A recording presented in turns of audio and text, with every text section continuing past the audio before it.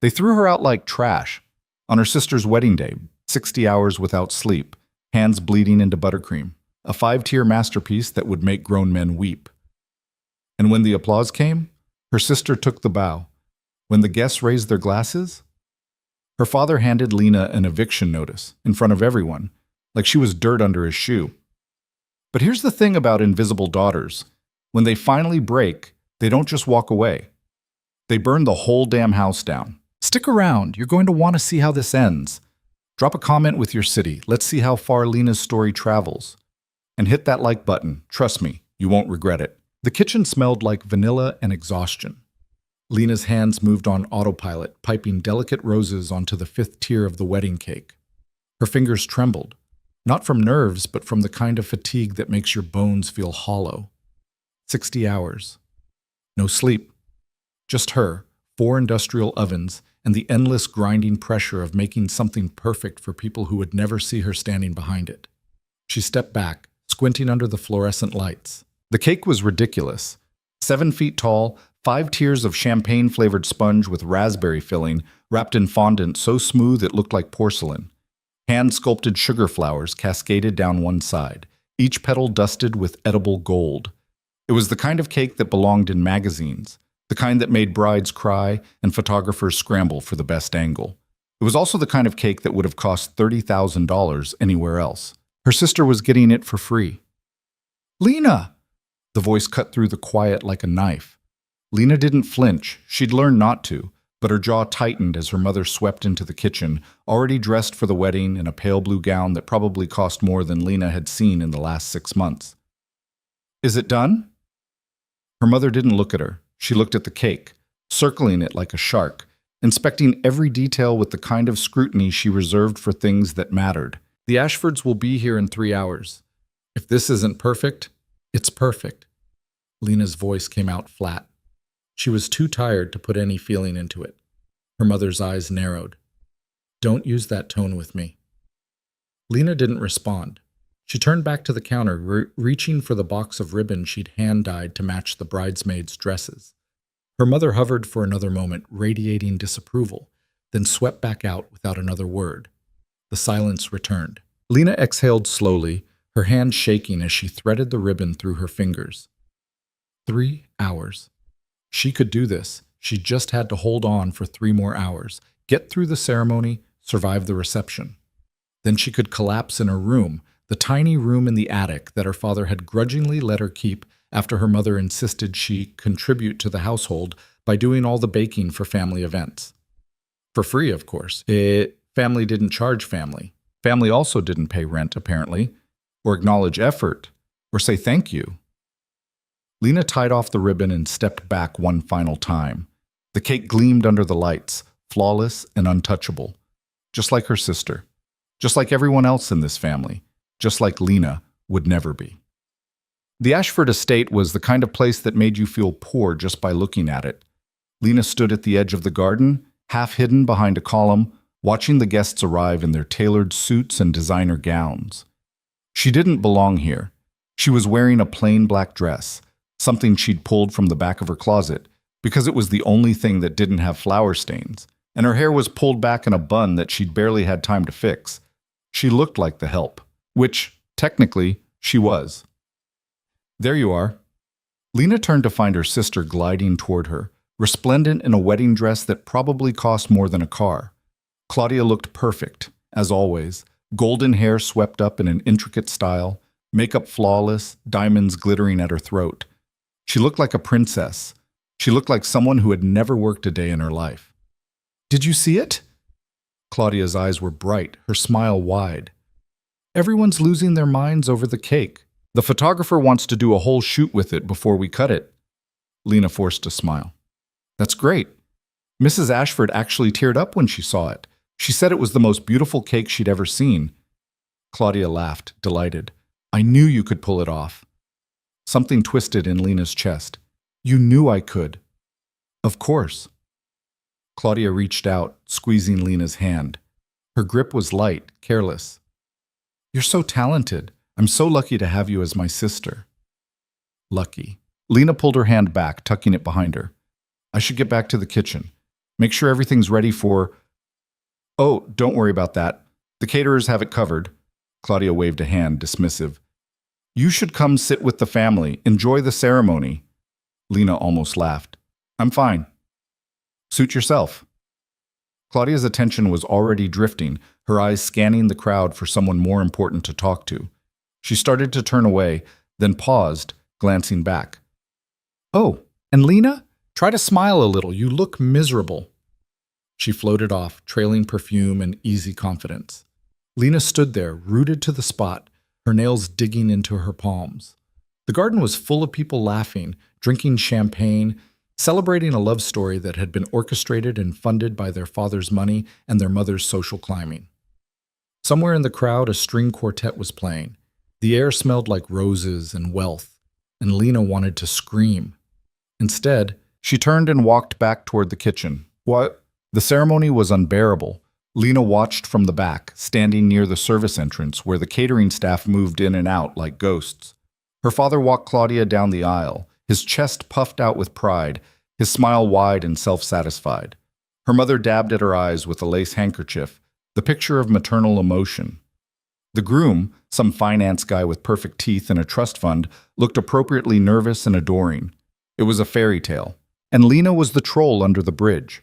When it was over, the guests moved to the reception hall, a massive tent strung with lights, filled with round tables draped in silk and centerpieces that probably cost more than Lena's entire wardrobe.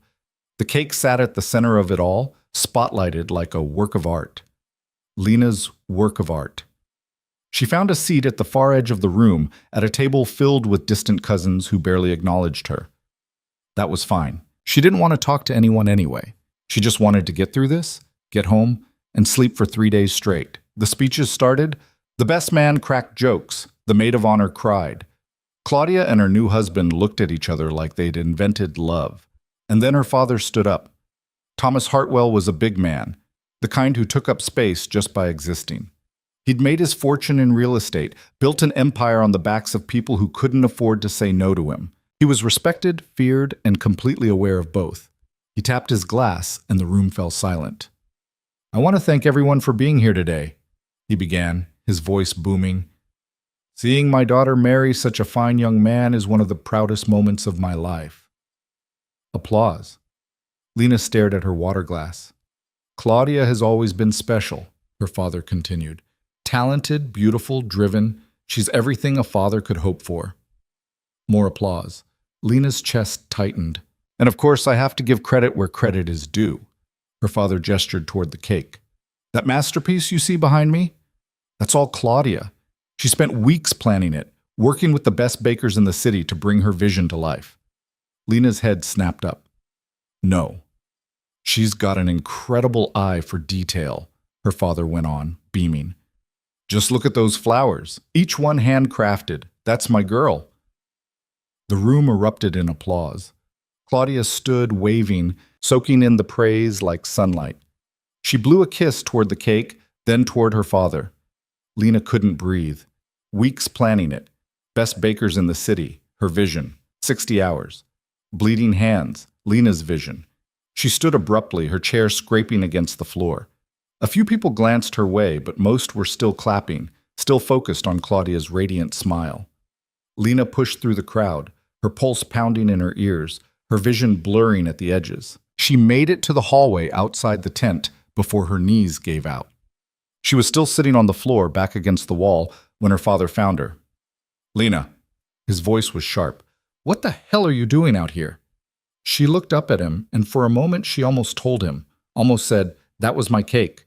I made it. I spent 60 hours on it, and you just let Claudia take credit like it was nothing. But she didn't, because she knew what he'd say. Don't be dramatic. You're part of the family. We all contribute. Stop making everything about you. So instead she said, I needed some air. Her father's expression hardened. Get up. You're embarrassing yourself. Lena stayed where she was.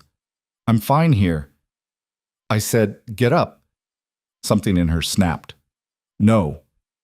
Her father blinked like he wasn't sure he'd heard her correctly. Excuse me?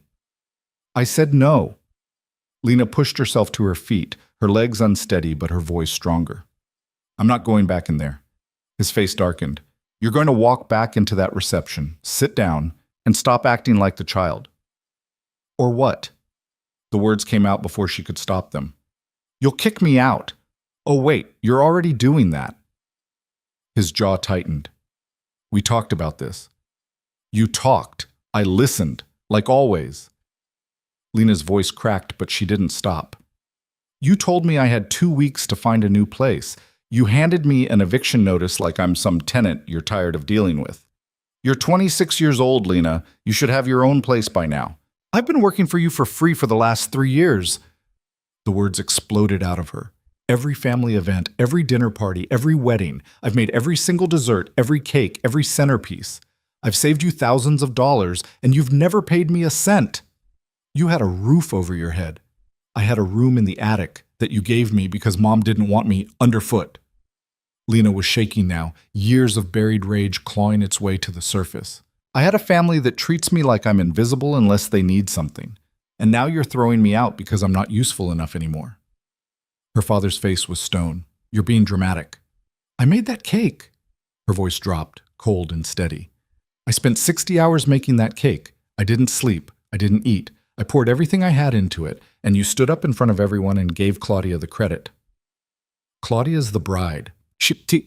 Claudia didn't even know what fondant was until I explained it to her. Lena's voice rose again. She picked the flavor. That's it. I did everything else. And you let her take the credit like it was nothing. Her father stared at her for a long moment.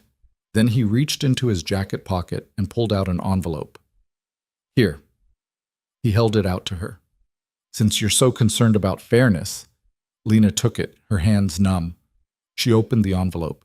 Inside was a check, $500. She stared at it, her brain struggling to process what she was seeing. $500 for 60 hours of work, for a cake worth $30,000. That should cover your time, her father said. Now get out of my sight. You're ruining your sister's wedding. Lena looked up at him, at this man who was supposed to be her father, who was supposed to protect her, love her, see her. And she realized he never had. You know what? She tore the check in half, then in half again. She let the pieces fall to the floor between them. Keep it. Her father's face turned red. Lena, I'm done. She stepped back, her voice shaking but her resolve solid. I'm done being invisible. I'm done being your free labor. I'm done pretending this is a family. If you walk away now, don't come back. Lena almost laughed. I won't. She turned and walked down the hallway, her heart hammering, her hands shaking. Behind her, she heard her father call her name, but she didn't stop. She pushed through the doors, past the guests still milling around the garden, past the valets and the photographers and the perfect glittering lie of it all. She made it to the street before the tears came. Lena didn't know where she was going. She walked for what felt like hours, her feet aching in the cheap heels she'd worn, her thin dress doing nothing against the evening chill. The city blurred around her, lights and noise and people who had places to be, lives that made sense. She ended up on a bench near the river, staring at the water, her phone clutched in her hand. 2 weeks. She had 2 weeks to find a place, pack up her life, and figure out what the hell she was going to do. She had some savings, not much, barely enough to cover a security deposit, but no job, no references, no plan. She pulled up her contacts, scrolling through the short list. A few old classmates she hadn't talked to in years. A cousin who lived 3 states away. No one she could call. No one who would care. And then she saw it. Victor Hale. She stared at the name, her thumb hovering over it.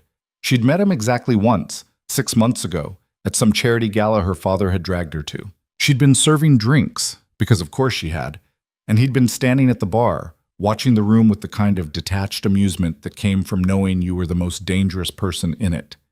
Victor Hale was a name people whispered. A businessman, they called him, though everyone knew his empire was built on things that happened in shadows. He owned half the city, controlled the other half, and didn't bother pretending otherwise. He'd asked for a bourbon. Lena had poured it, and then he'd said, "You don't belong here." She'd looked up, startled. He was watching her with dark eyes that seemed to see straight through her. "Excuse me?" "You." He gestured with his glass. You're smart, you're capable, and you're wasting your time playing servant for people who don't deserve you. Lena had stared at him, speechless. He'd pulled out a business card, sliding it across the bar. If you ever get tired of being invisible, call me. She'd taken the card, more out of shock than anything else. And then he'd walked away, disappearing into the crowd. She'd kept the card. She didn't know why. And now, sitting on a bench with nowhere to go and no one to call, she pulled it out of her wallet. It was simple. Black with silver lettering. Just a name and a number. Victor Hale. She stared at it for a long time, her heart pounding. This was insane. She didn't know him, didn't know what he wanted or why he'd given her that card. Calling him could be the worst decision of her life.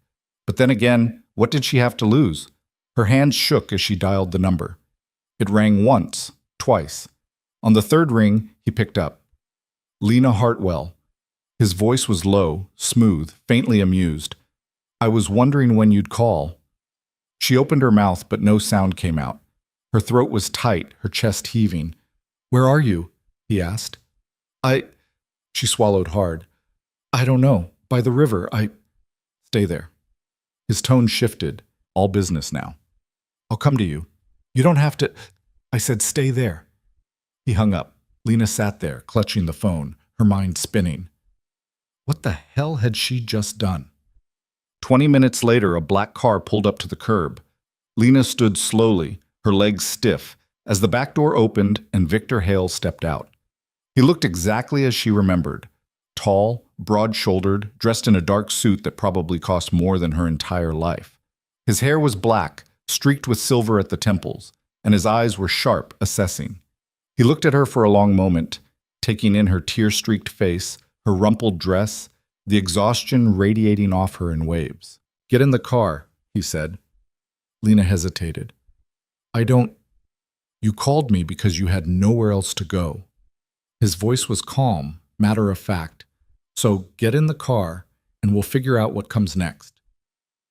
She stared at him, every instinct screaming that this was a bad idea. But he was right. She had nowhere else to go. So she got in the car. They drove in silence. Lena sat in the back seat, staring out the window, her hands folded in her lap. Victor sat beside her, his expression unreadable. The driver, a quiet man with scarred knuckles, navigated through the city streets without a word. Where are we going? Lena finally asked. Somewhere safe. Victor glanced at her. You hungry? She almost laughed. I haven't eaten in 2 days. He pulled out his phone, typing something quickly. We'll fix that. They pulled up in front of a restaurant, upscale, dimly lit, the kind of place where you needed a reservation months in advance. Victor stepped out, then offered her his hand. Lena took it, her fingers cold against his. Inside, they were led to a private room in the back. The table was already set, candles flickering, wine poured. Victor dismissed the host with a nod and pulled out a chair for her. Lena sat, feeling like she'd stepped into someone else's life. Talk, Victor said, settling into his own chair. About what? Whatever you want. He leaned back, studying her. But start with why you called me.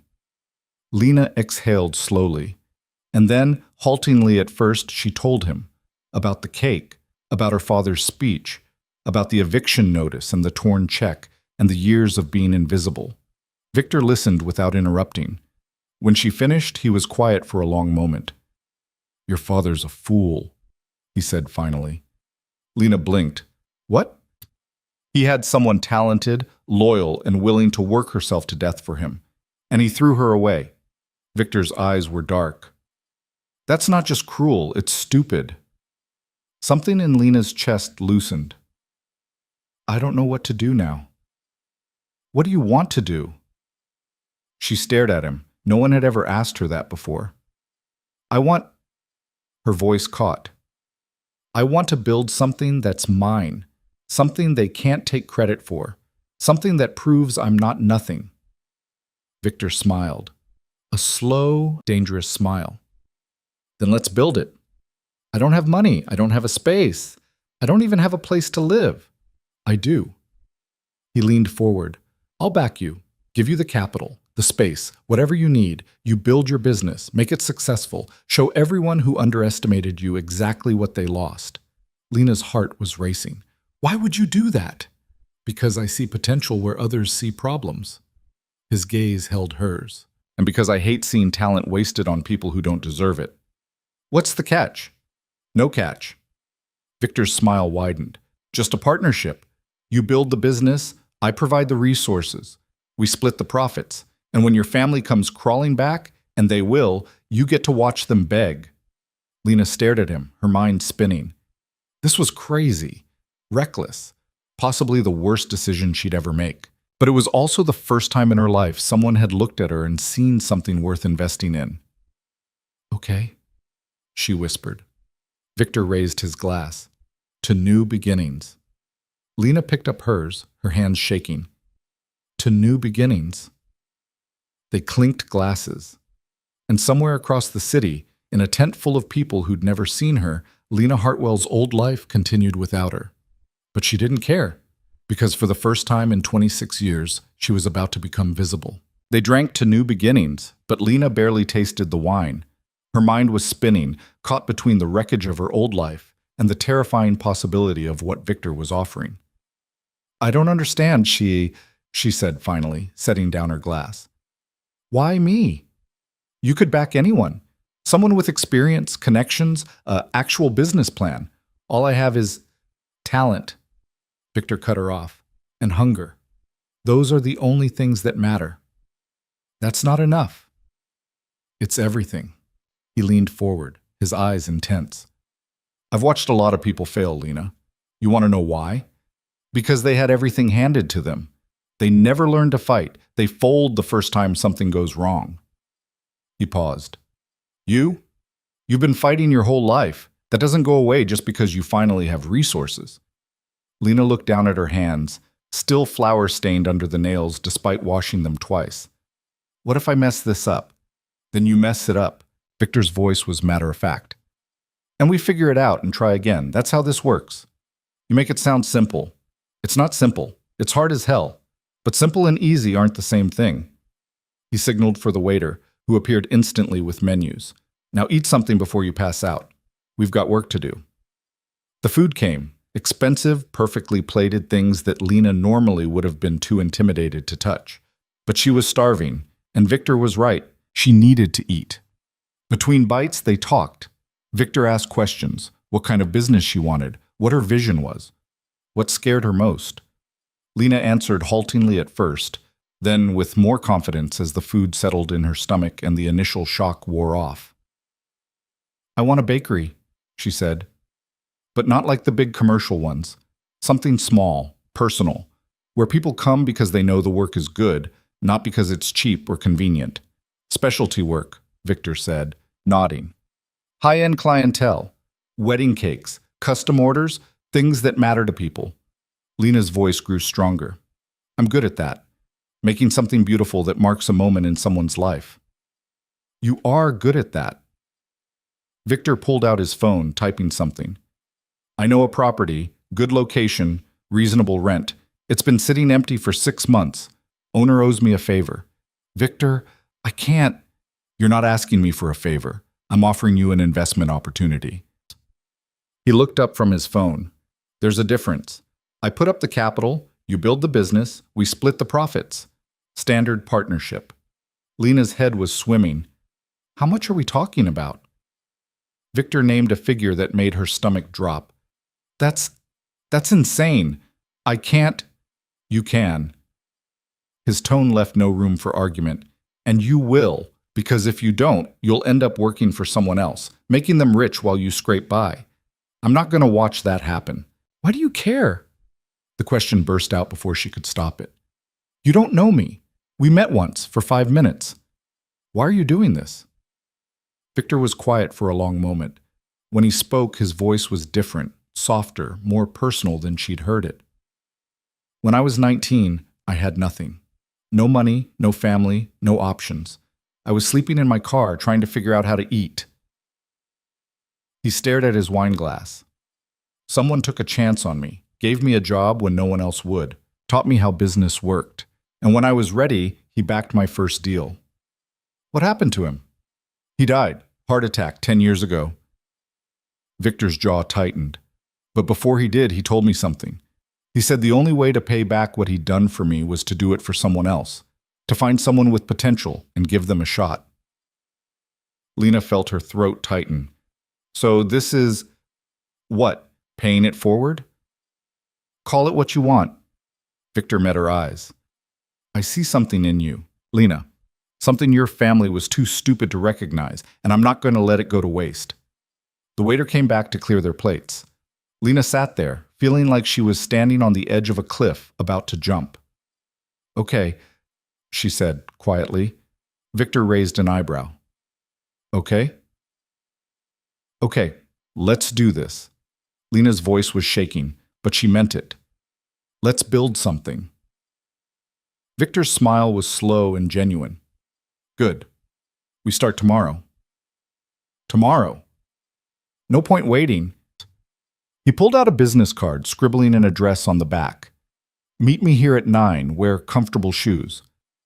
Lena took the card, staring at it like it might disappear. What about, where am I supposed to stay tonight? There's a hotel 2 blocks from here. I've already booked you a room. Victor stood, pulling out his wallet and dropping enough cash on the table to cover the meal 3 times over. Get some sleep. Tomorrow's going to be a long day. He walked her out to the street, where his car was waiting. The driver opened the door, but Victor paused before getting in. Lena. She looked up at him. You're going to be fine, he said. Better than fine. You're going to be exactly what you were always supposed to be. Before she could respond, he was in the car and gone, disappearing into the night traffic. Lena stood on the sidewalk, the card clutched in her hand, and for the first time in her life, she let herself believe it might be true. The hotel was nicer than anywhere Lena had ever stayed. The room had a real bed with clean sheets, a bathroom with hot water that didn't run out after 5 minutes, and a view of the city lights that made her chest ache. She took a shower, scrubbing away the flour and the tears and the exhaustion, then collapsed onto the bed. Her phone buzzed. Dozens of missed calls from her mother, a handful from Claudia, one from a number she didn't recognize. She ignored them all. Instead, she pulled up her photos, scrolling back through years of work. Cakes she'd made for birthdays, anniversaries, graduations. Hundreds of hours of effort, all of it uncredited, all of it given away for free because that's what family did. No more. Lena deleted the photos one by one, watching years of invisible labor disappear.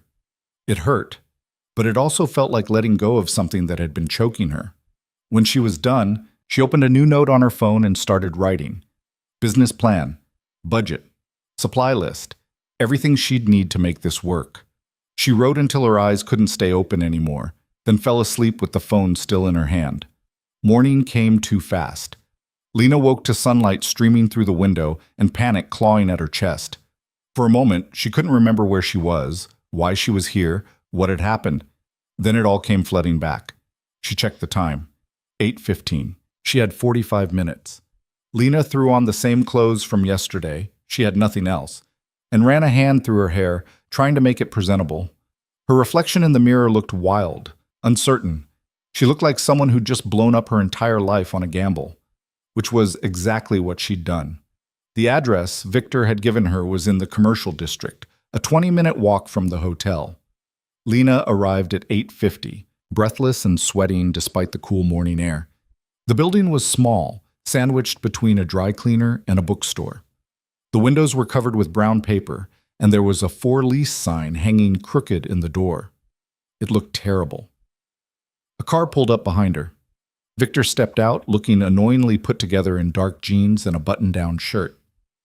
"What do you think?" he asked, gesturing to the building. Lena stared at it. "It's a dump." "It's got good bones." Victor pulled out a key, unlocking the door. "Come on." Inside was worse than outside. The space was narrow and deep, with water-stained ceiling tiles and floors that looked like they hadn't been cleaned in a decade. There was trash in the corners, broken shelving along one wall, and a smell that suggested something had died recently. "You're joking," Lena said. "I'm not." Victor walked through the space, his shoes echoing on the concrete floor. Look past the mess. What do you see? Lena wanted to say nothing, wanted to turn around and walk out and forget this whole insane idea. But she didn't. Instead, she closed her eyes and tried to see it, really see it. When she opened them again, the space looked different. The front could be a display area, she said slowly. Glass cases along this wall. Small tables by the windows for people who want to sit and have coffee. Good, Victor nodded. What else? The back. Lena walked deeper into the building, stepping over debris.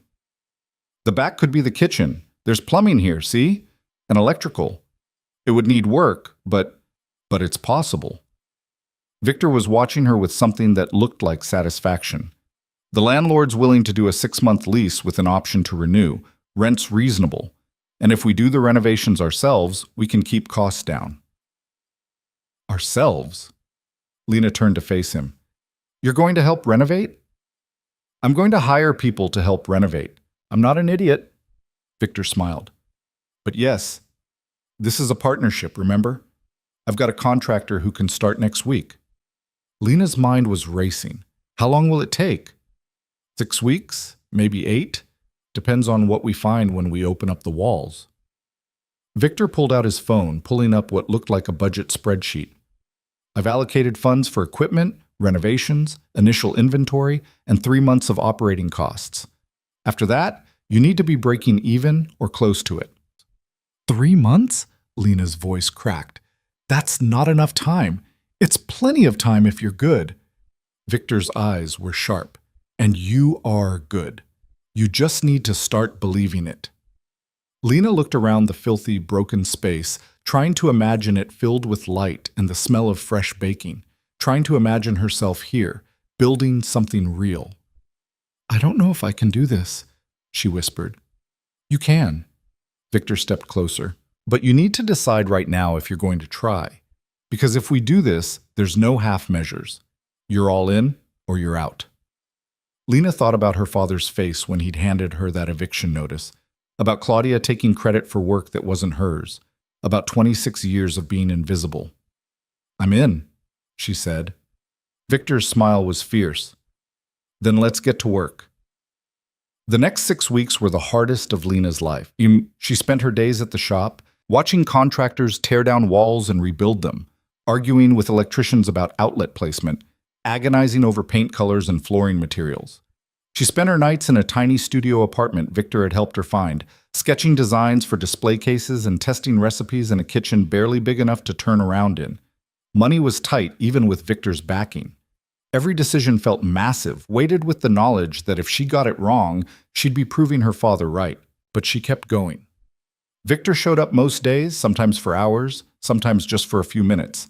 He'd stand at the edge of the construction zone, arms crossed, watching her make decisions.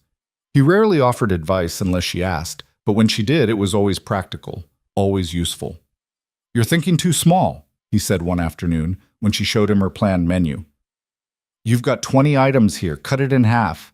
But people want options. People want things done well. You can't do 20 things well when you're just starting out. Pick 10. Master those. Add more later if you need to. Lena looked at the list, her throat tight. He was right, but cutting it felt like giving up. Which ones? She asked. That's your call. I'm not the baker. Victor's expression softened. But if it helps, ask yourself which ones you'd be proud to put your name on. The rest don't matter. She cut the menu to 8 items. It hurt, but it also felt right. Money ran out faster than she'd expected. The renovations hit snags, old pipes that needed replacing, wiring that wasn't up to code, a ceiling that partially collapsed when they removed a wall. Each problem ate into the budget, and Lena watched the numbers dwindle with growing panic. We're going to run out, she told Victor one night. They were sitting in the half-finished shop surrounded by sawdust and paint cans. The money. We're going to run out before we even open. So we get more. Victor was reviewing invoices on his phone, unconcerned. I can't ask you for more, Kim. You're not asking. I'm offering. He looked up. This happens, Lena. Renovations always cost more than you think. It's built into my projections. You projected for this? I projected for worse. Victor stood, brushing dust off his jeans. Stop panicking and trust the process. I don't know how to do that. Then learn. His voice was firm but not unkind, because panic doesn't fix anything. Action does. He was right. Lena hated that he was right, but he was.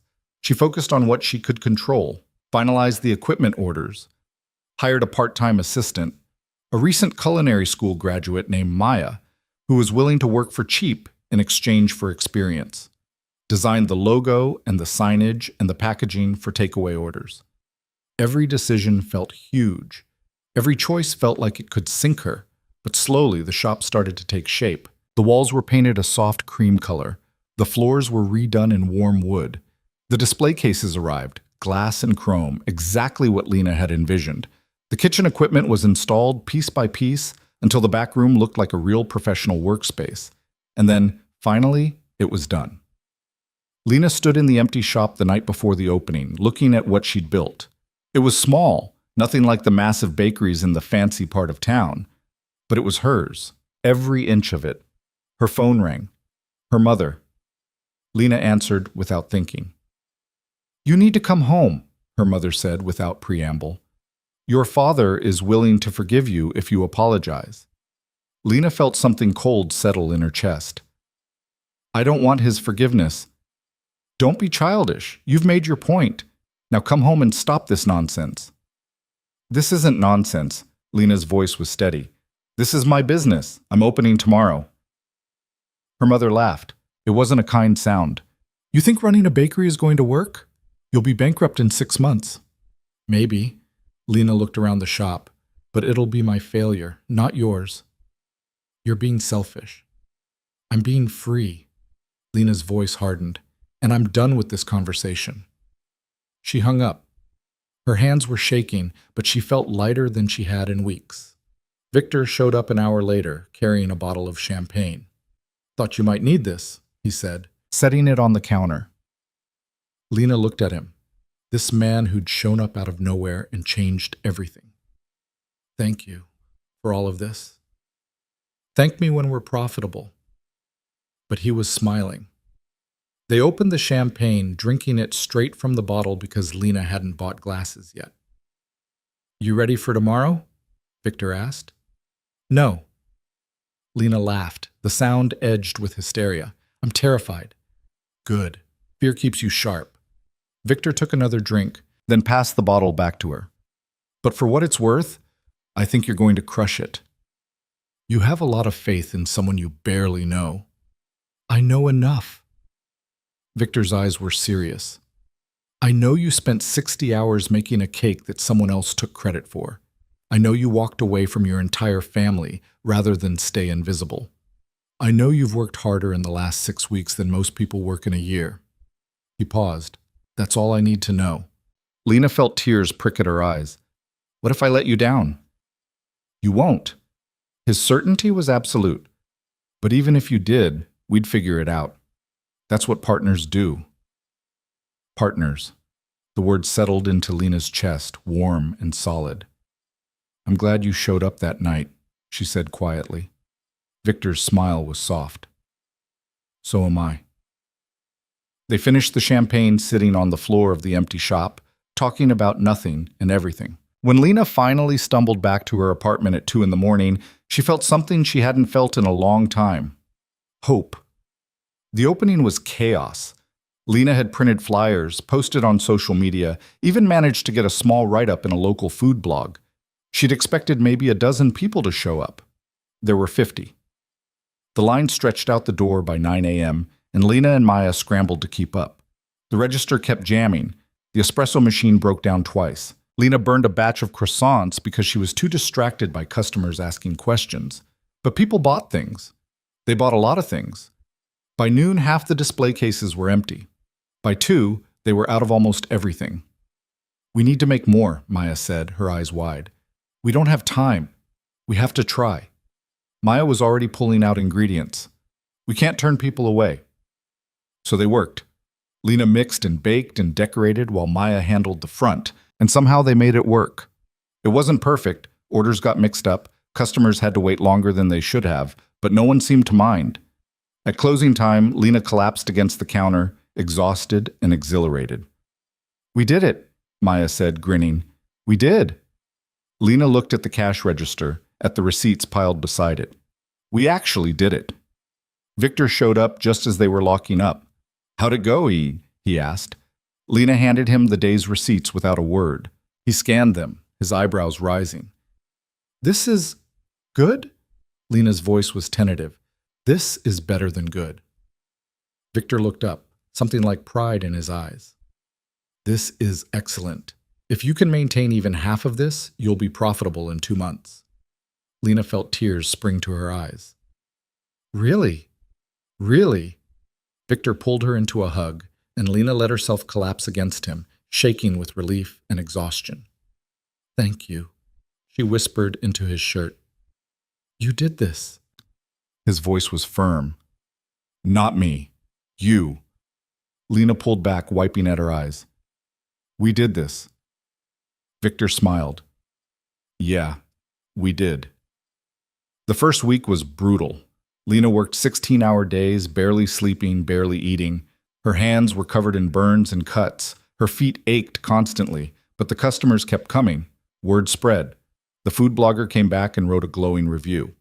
A local magazine mentioned them in a roundup of new businesses. Someone posted a photo of one of Lena's cakes on social media, and it went semi-viral. Orders started coming in. Birthday cakes, anniversary cakes, a wedding cake for a couple who'd seen Lena's work online. Lena worked until her vision blurred, until she couldn't remember what day it was. Maya helped as much as she could, but there was only so much one person could do. "You need to slow down," Victor said one night, finding her in the kitchen at midnight. "I can't. I have 3 orders due tomorrow." "Then you need to hire more help." Victor took the piping bag out of her hand. "You're going to burn out." "I'm fine." "You're not fine. You're running on fumes." His voice was gentle but firm. "Lena, this is supposed to be sustainable. You can't keep working like this. If I stop, everything falls apart. If you collapse, everything falls apart anyway." Victor guided her to a chair. "Sit. I'm serious." Lena sat, too tired to argue. "I'll hire another assistant," Victor said. "Someone with experience. You train them, delegate the work you can, and focus on the things only you can do." "That costs money." "We have money. The shop's profitable." Victor crouched in front of her. "Let me help you, Lena. That's what I'm here for." Lena looked at him, at this man who kept showing up, kept supporting her, kept believing in her even when she couldn't believe in herself. "Okay," she whispered. "Okay." He hired 2 more assistants within the week. The workload eased. Lena still worked long hours, but she could breathe again, and the business kept growing. 3 months after opening, Lena was featured in Metropolitan Living. 6 months after that, she had a waiting list for custom orders. A year in, she was turning away business because she couldn't keep up with demand. Her father called once. She didn't answer. Her mother sent a card. Lena threw it away without reading it. Claudia showed up at the shop one random Tuesday, looking lost. "Can we talk?" she asked.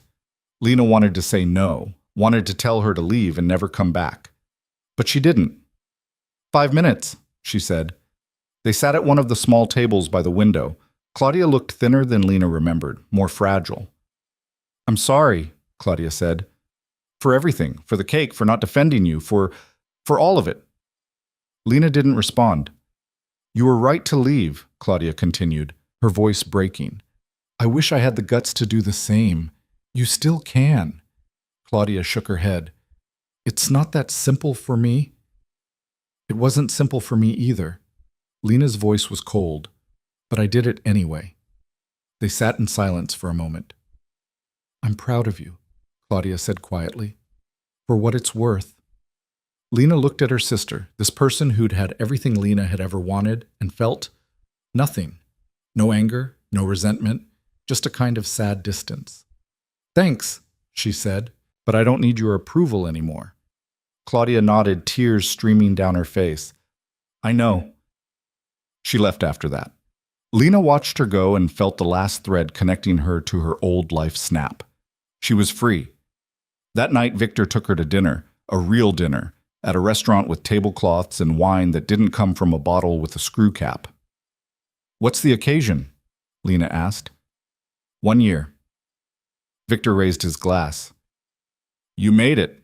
Lena clinked her glass against his. "We made it. You still giving me credit for your work?" Victor's smile was teasing. "Always."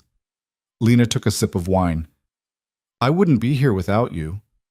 You'd be here. Maybe it would have taken longer, but you'd have found a way." Victor's expression grew serious. "You're stronger than you think, Lena." "I'm starting to believe that." "Good." He reached across the table, taking her hand. "Because it's true." Lena looked at him, at this unexpected anchor in her life, and felt something shift in her chest. "Victor, I know," he said quietly. "Me too." They didn't define it, didn't label it, but something had changed between them, something that had been building for months. And Lena, for once in her life, wasn't afraid of it. She was ready. The first brick came through the window at 2 in the morning. Lena was in the kitchen, in her shop, the one she'd spent 3 months building from nothing when she heard the crash. Glass exploded across the floor, glittering under the work lights like scattered diamonds. She dropped the piping bag she'd been holding, her heart slamming against her ribs. For a moment, she just stood there, frozen, staring at the brick lying in the middle of her prep area, surrounded by shards of glass and the remnants of the lemon tart she'd been working on. Then she heard the voices outside. "That's what you get, you ungrateful bitch!" Male, drunk, angry. Lena's hands started shaking. She reached for her phone, but before she could dial, she heard footsteps, running, then the squeal of tires as a car peeled away from the curb. Silence. She stood there in the wreckage of her kitchen, her pulse thundering in her ears, and felt something cold settle in her chest. This wasn't random. She knew exactly who'd sent them. By the time Victor arrived 20 minutes later, Lena had already swept up most of the glass. Her hands were bleeding. She'd cut herself on a shard and hadn't noticed until she saw the red smears on the broom handle. But she kept working, kept moving, because if she stopped, she'd fall apart. "Lena." She looked up to find him standing in the doorway, his expression dark. He took in the scene, the broken window, the ruined tart, the blood on her hands, and something dangerous flickered across his face. "I'm fine," she said before he could ask. "You're bleeding." "It's just a cut." Victor crossed the room in 3 strides, taking the broom from her hands and setting it aside. He caught her wrist, examining the gash across her palm. "This needs stitches." "It's fine." "It's not fine." His voice was calm, but there was steel underneath. "Who did this?" Lena pulled her hand back, wrapping it in a dish towel. "I don't know. I didn't see them." "Don't lie to me." She met his eyes. "My father." Victor's jaw tightened. "You're sure?" "I'm sure." Lena's voice was flat. "He's been calling me for the last 2 weeks, leaving messages, telling me I'm making a mistake, that I'm embarrassing the family, that I need to come home and apologize. And you ignored him." "What was I supposed to do? Crawl back and beg forgiveness for having the audacity to exist?" Lena's voice cracked. "He wants me gone. But he also can't stand that I'm doing this without him, so he sends his guys to remind me who I'm dealing with." Victor was quiet for a long moment. Then he pulled out his phone. "What are you doing?" Lena asked. "Making a call." "Victor, you're not doing this alone." He held up a hand, cutting her off. "I told you I'd back you. That includes protection." "I don't need—" "Yes, you do." His eyes were hard. "Your father just escalated. If you don't respond, he'll keep pushing, and next time it won't be just a brick." Lena wanted to argue, but she couldn't because he was right. The call was brief. Victor spoke in low tones, his words clipped and precise. When he hung up, he turned back to her. "I'm putting security on the shop. 2 guys, rotating shifts. They'll be here by morning. I can't afford—" "You're not paying for it." Victor's tone left no room for argument. "This is on me." Lena stared at him, her throat tight. "Why are you doing this?" "Because you're worth protecting." He said it like it was obvious, like she should already know. Something in Lena's chest twisted. No one had ever said that to her before. "Come on." Victor gestured toward the door. "Let's get that hand looked at." "I have work. It can wait." He picked up her coat, holding it out. Don't make me carry you out of here. Lena almost smiled despite everything. You wouldn't? Victor raised an eyebrow. She took the coat. The emergency room was nearly empty at 3 in the morning. Lena sat on a paper-covered exam table while a tired-looking doctor stitched up her palm, her mind still racing. Victor stood near the door, his phone in his hand, his expression unreadable. He'd been making calls for the last hour. To who? Lena didn't know and didn't ask. You're lucky, the doctor said, tying off the last stitch. Another inch and you would have hit a nerve. Lena looked down at her bandaged hand. Lucky. Right. Keep it dry for the next few days. Come back in a week to get the stitches out. The doctor scribbled something on a prescription pad, tearing it off and handing it to her. Antibiotics. Take them all, even if it feels better. Thanks. The doctor left. Lena sat there, staring at the white bandage wrapped around her palm, feeling the ache settle in deep. Ready? Victor asked. She nodded. They drove back to the shop in silence. The streets were empty, the city quiet. Lena leaned her head against the window, exhaustion pulling at her like a weight. You should go home, Victor said. Get some sleep. I don't have a home. The words came out before she could stop them. Victor glanced at her. You've been staying at the shop? There's a small office in the back. I've been sleeping there. Lena shrugged, trying to make it sound casual. It's not bad. There's a couch. How long? Since I opened. Victor's hands tightened on the steering wheel. 3 months. It's fine. I've got a hot plate and a bathroom. It's all I need. Lena, I'm fine. She turned to look at him. I know what you're going to say, but I don't want your pity. I don't want to owe you more than I already do. You don't owe me anything. I owe you everything. Her voice was quiet.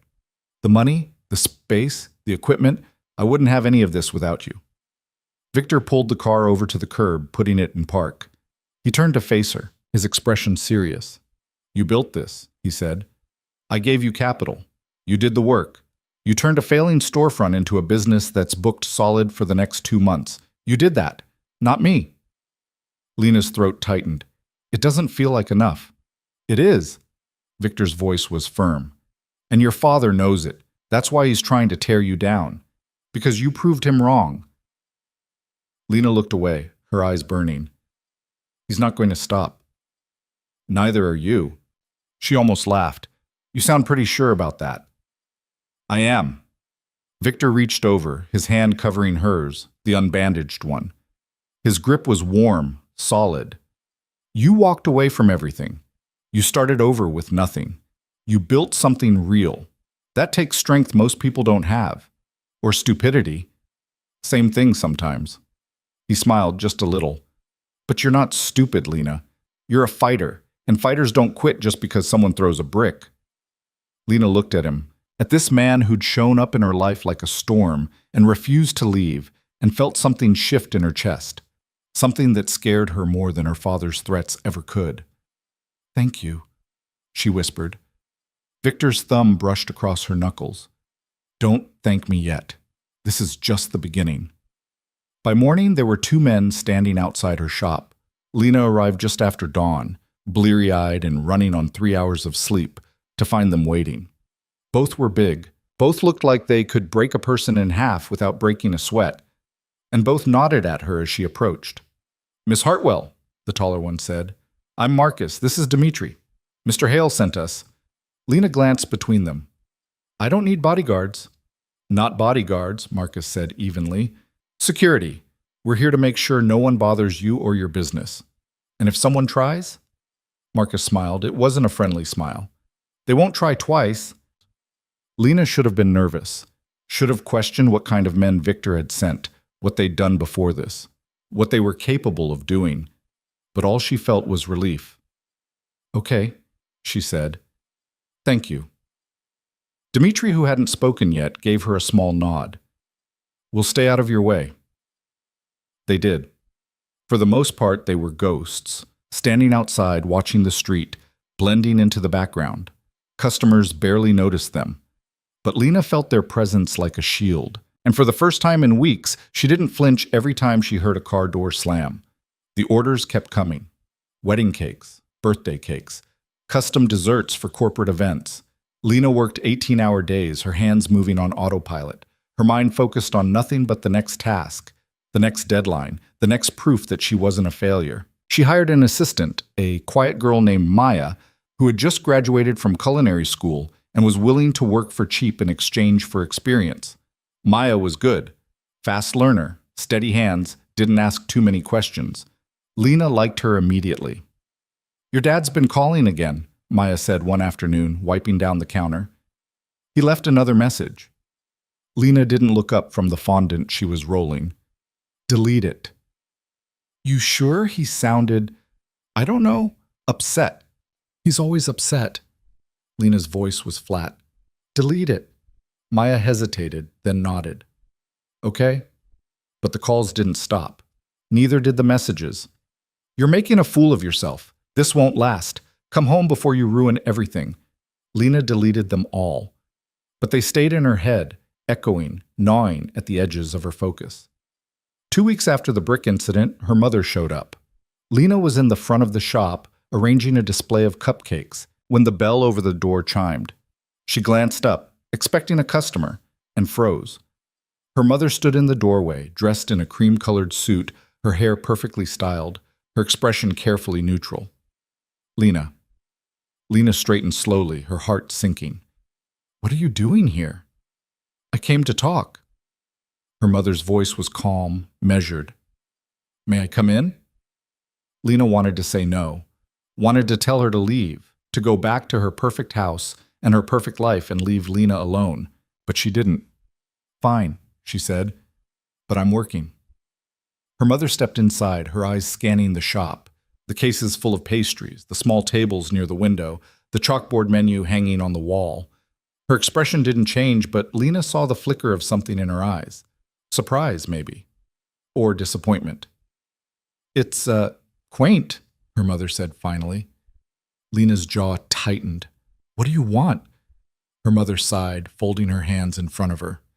"Your father is furious. You know that, don't you?" "Good." "Lena, what do you want me to say?" Lena set down the cupcake she'd been holding, turning to face her mother fully. "That I'm sorry, that I made a mistake? I'm not. And I didn't. You embarrassed him in front of everyone. He embarrassed me first." Lena's voice was cold. "He gave Claudia credit for my work. He kicked me out of the house. He sent people to vandalize my shop. So forgive me if I don't care about his feelings." Her mother's lips thinned. "You always were so dramatic. And you were always so blind." Lena crossed her arms. "Did you come here to defend him, or to actually talk to me?" Her mother hesitated. For a moment, Lena thought she saw something real in her eyes. Regret, maybe, or guilt. But then it was gone, replaced by the cool, composed mask she always wore. "He wants you to come home," her mother said. "He's willing to forgive you if you apologize." Lena laughed. It came out harsh, bitter. "Forgive me? For what? For having a spine? For being selfish?" Her mother's voice sharpened. "You left your family. You aligned yourself with a dangerous man. You're running a business that will fail within a year. It's not failing." Lena's voice cut through the air like a knife. "I'm booked solid for the next 3 months. I've had write-ups in 2 magazines. I'm making more money than I ever did working for free for you people." Her mother's expression flickered. "You can't sustain this. Watch me." They stared at each other, the silence heavy. "He won't let this go," her mother said quietly. "You know that. He'll keep pushing until you break. Then he doesn't know me as well as he thinks he does." Lena stepped closer, her eyes hard. "I'm not coming back. I'm not apologizing. And I'm not going to fail just to make him feel better about himself." Her mother's jaw tightened. "You're making a mistake." "Maybe, but it's my mistake to make." Lena moved to the door, opening it. "You should go." Her mother stood there for a moment, her composure cracking just slightly. Then she walked to the door, pausing in front of Lena. "He'll destroy you," she said softly. "If you keep this up, he'll make sure you lose everything." Lena met her eyes. "Let him try." Her mother left without another word. Lena stood in the doorway, watching her walk away, and felt something cold settle in her stomach. This wasn't over. The next attack came a week later. Lena was closing up for the night when Maya rushed in from the back, her face pale. "Lena, you need to see this." Lena followed her to the office, where her laptop sat open on the desk. On the screen was a review site, one of the big ones, the kind that could make or break a business. Her shop had 15 new one-star reviews, all posted within the last hour. Lena's blood ran cold as she read through them. Terrible service, rude staff, overpriced garbage, found hair in my cake. Disgusting. Owner is a fraud, stole recipes from other bakeries. Do not order from here. Total scam. They were all fake. Lena knew that immediately. The accounts were brand new, the reviews written in almost identical language. But anyone reading them wouldn't know that. They'd see the one-star average and move on. "What do we do?" Maya asked, her voice shaking. Lena stared at the screen, her mind racing. She could report them, try to get them taken down, but that would take time. And in the meantime, her reputation would tank. "Call Victor," she said quietly. Maya blinked. "What?" "Call Victor. His number's in my phone." Maya grabbed the phone, dialing quickly. She handed it to Lena. Victor picked up on the second ring. "Lena, they're sabotaging me," she said without preamble. "Fake reviews, 15 of them. All one star."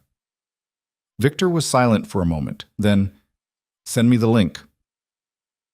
"What are you going to do?" "Fix it." His voice was calm, certain. "Don't worry about this. I'll handle it." "Victor, trust me." The line went dead. Lena stood there, staring at the phone, feeling helpless and furious and terrified all at once. By morning, the reviews were gone. Lena stared at the screen, refreshing the page over and over, but they didn't reappear. In their place was a notice from the site. "Several reviews have been removed for violating our terms of service." Her phone buzzed. "Victor. Handled. They won't try that again." Lena typed back, "How?" Victor. "You don't want to know. She should have been worried, should have asked questions." But all she felt was gratitude. The retaliation didn't stop. A health inspector showed up unannounced, going through her kitchen with a fine-tooth comb. Lena knew it was a setup. Her father had connections everywhere, but she was ready. Her kitchen was spotless, her permits up to date, her practices by the book. The inspector left empty-handed. A supplier canceled her order at the last minute, leaving her scrambling to find ingredients for a wedding cake due in 2 days. She called in favors, drove to 3 different stores, and worked through the night to finish it. The bride cried when she saw it. Lena smiled and pretended she wasn't running on fumes. A city official showed up, claiming there were zoning violations. Victor made a phone call. The official left and never came back. Through it all, Lena kept working, kept pushing, kept building. Because the alternative was giving up, and she'd rather die than give her father the satisfaction. 3 months after the brick, Lena got a call from a magazine editor. "Miss Hartwell, I'm calling from Metropolitan Living. We're doing a feature on rising culinary talent in the city, and your name came up. Would you be interested in an interview?" Lena's heart stopped. Yes, absolutely." "Wonderful. We'll send a photographer next week, and if the article does well, we might feature you on the cover." The cover. Lena hung up and sat down hard, her hands shaking. This was it. This was the break she'd been clawing for. She called Victor immediately. "They want to interview me," she said, her voice breathless. "Metropolitan Living. They might put me on the cover." Victor's laugh was warm, genuine. "I told you, you're unstoppable. I'm terrified. You'll be perfect." His voice softened. "When's the interview?" "Next week. I'll be there." You don't have to." "I'll be there," he repeated. "This is your moment, Lena. I'm not missing it." Something in her chest warmed. "Thank you." "Stop thanking me. You earned this." The interview went better than Lena could have imagined. The journalist was kind, professional, asking questions that let Lena talk about her work, her vision, her journey. The photographer spent hours capturing the shop, the cakes, Lena herself covered in flour, and smiling despite the exhaustion. Victor sat in the corner the whole time, watching, his presence a steady anchor. When it was over, the journalist shook Lena's hand. "This is going to be a great piece," she said. "You're exactly what we're looking for. Real talent, real story." Lena's throat was tight. "Thank you." The article came out 2 weeks later. Lena was on the cover. The headline read, "From Invisible to Unstoppable. How Lena Hartwell Built an Empire from Scratch." Inside was a 6-page spread, photos of the shop, close-ups of her work, an interview that painted her as a fighter, a survivor, a success story. The phone started ringing immediately. Orders poured in, requests for interviews, invitations to events. Lena hired 2 more assistants just to keep up. Her father called. She didn't answer. He called again and again. Finally, on the 5th call, she picked up. "What? We need to talk." His voice was tight, controlled. "No, we don't." "Lena, I'm your father." "You stopped being my father the day you threw me out." Her voice was cold. "What do you want?" There was a long pause. "I want to apologize." Lena almost laughed. "You're joking. I'm serious." He sounded strained, like the words were being dragged out of him. "I was wrong. About you. About your business. I underestimated you. You humiliated me. You tried to destroy me. And now you want to apologize because I'm successful?" Lena's voice rose. "Go to hell." "Lena." She hung up. Her hands were shaking, not from fear, from rage. Victor found her an hour later, sitting in the office, staring at the wall. "He called," she said without looking up. Victor didn't ask who. He just sat down beside her. "What did he say?" "That he was wrong, that he underestimated me." Lena's laugh was bitter. "He wants to apologize, now, after everything." "What did you say?" "I told him to go to hell." Victor was quiet for a moment, then, "Good." Lena looked at him, surprised. "You think so?" "I think you don't owe him forgiveness just because he's finally realized you're worth something." Victor's eyes were dark. "He doesn't get to tear you down and then act like he's doing you a favor by acknowledging you exist." Lena's chest tightened. "I thought I'd feel better, hearing him apologize, but I just feel empty. That's because it's not real." Victor reached over, taking her hand. "He's not sorry for what he did. He's sorry he was wrong. There's a difference."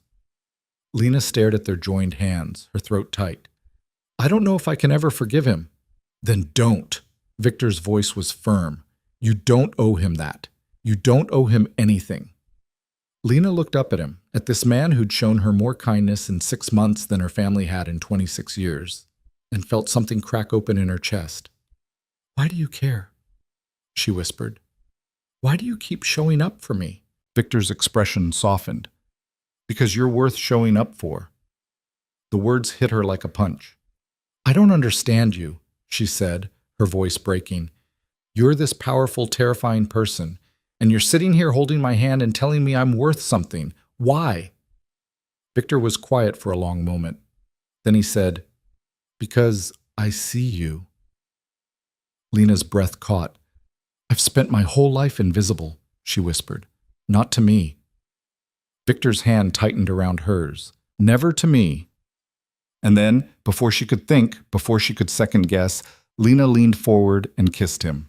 It was messy, desperate, fueled by exhaustion and gratitude and something she couldn't name. Victor froze for half a second, then kissed her back, his hand coming up to cup her face. When they pulled apart, Lena's heart was racing. "I'm sorry," she said quickly. "I shouldn't have." "Don't apologize." Victor's voice was rough. "Unless you didn't mean it." Lena stared at him, her chest heaving. "I meant it." His smile was slow, dangerous. "Good." And for the first time in months, Lena felt something other than fear. She felt alive. The kiss changed everything and nothing all at once. Lena threw herself into work the next day, trying not to think about the way Victor's hand had felt against her face, the way his voice had dropped when he'd said her name. She had orders to fill, deadlines to meet, a business to run. There was no time for whatever this was becoming between them. Except Victor kept showing up. Not in the obvious ways. He didn't hover, didn't crowd her space, but he was there. A text in the morning asking if she'd eaten. Coffee delivered to the shop around noon, always the way she liked it. His presence at the end of long days, sitting in the office while she finished up, not saying much, just being there. "You don't have to keep doing this," Lena said one evening, wiping down the counters while Victor sat at the small desk, reviewing something on his phone. "Doing what?" "This." She gestured vaguely. "Babysitting me." Victor looked up, one eyebrow raised. "Is that what you think I'm doing? Aren't you?" He set his phone down, leaning back in the chair. "I'm spending time with someone I care about. That's not babysitting." Lena's hand stilled on the counter. "Victor, you can pretend that kiss didn't happen if you want," he said, his voice even, "but I'm not going to." Her heart hammered against her ribs. "I'm not pretending it didn't happen. I don't know what it means." "It means whatever you want it to mean." Victor stood, crossing the small space between them. "But I'm not going anywhere, Lena, whether you kiss me again or not." She stared at him, her throat tight. "Why?" "Because you're worth staying for." He said it simply, like it was the most obvious thing in the world. Lena's chest ached. "I don't know how to do this. Any of this. The business is one thing, but you—" She broke off, shaking her head. "You're complicated." "So are you." That's not reassuring. Victor smiled, just a little. "It's not supposed to be, but it's honest." Lena looked away, her hands gripping the edge of the counter. "My father's going to lose his mind when he finds out." "He already lost his mind. This won't change anything. It'll make it worse. Let it." Victor's voice was firm. "You've spent your whole life worrying about what your family thinks. Maybe it's time to stop." Lena wanted to argue, but she couldn't because he was right. "Okay," she said quietly. Victor's expression softened. "Okay. Okay." She turned to face him fully. "But if this blows up in my face, I'm blaming you." "Fair enough." He reached out, tucking a strand of hair behind her ear. "For the record, I don't think it will." "You sound pretty confident." "I am." His hand lingered against her cheek. "You're stronger than you think, Lena." She leaned into his touch, her eyes closing. "I hope you're right." The next blow came from an unexpected direction. Lena was in the middle of decorating a 3-tier anniversary cake when Claudia walked into the shop. She looked different than she had at the wedding, less polished, more tired. Her hair was pulled back in a messy ponytail, and there were dark circles under her eyes. She stood in the doorway, her hands clutching her purse, her expression uncertain. "Lena." Lena's hands froze on the piping bag. She stared at her sister, her mind racing. "What are you doing here?" "I needed to talk to you." Claudia's voice was quiet, almost hesitant. Can I come in?" Lena wanted to say no, wanted to tell her to leave, to go back to her perfect life and her perfect husband and stay the hell out of Lena's world. But something in Claudia's expression stopped her. "Fine," Lena said, "but I'm working." Claudia stepped inside, her eyes scanning the shop the same way their mothers had. But her reaction was different. Her face softened, and something that looked almost like regret flickered across her features. "This place is beautiful," she said softly. Lena didn't respond. She turned back to the cake, focusing on the delicate roses she was piping along the edge. "Lena, Claudia stopped, her voice catching. "I'm sorry." Lena's hand slipped. The rose came out crooked, lopsided. She set down the piping bag, her jaw tight. "For what?" "For everything." Claudia's voice was thick. "For taking credit for your cake, for not standing up to Dad, for letting you feel like you didn't matter." Lena turned slowly, meeting her sister's eyes. "You're apologizing now? 6 months later?" "I know it's too late." "It is." Lena's voice was hard. "You watched Dad humiliate me. You stood there in your wedding dress and let everyone believe you made that cake. You didn't say a word." "I was scared." Claudia's eyes were wet. "I know that's not an excuse, but I was. He's been impossible. Ever since you left, he's been angry all the time. He takes it out on everyone. Mom won't talk about you. It's like you never existed. Good. Lena crossed her arms. That's exactly what I wanted. I don't believe that. Claudia took a step closer. I think you're hurt and angry, and you have every right to be. But I also think you miss us, even a little. Lena's laugh was bitter. Miss you? Miss being invisible? Miss working myself to death for people who never even said thank you? We were wrong. Claudia's voice cracked. I was wrong. I should have defended you. I should have told everyone that cake was yours. I should have told Dad to go to hell when he kicked you out.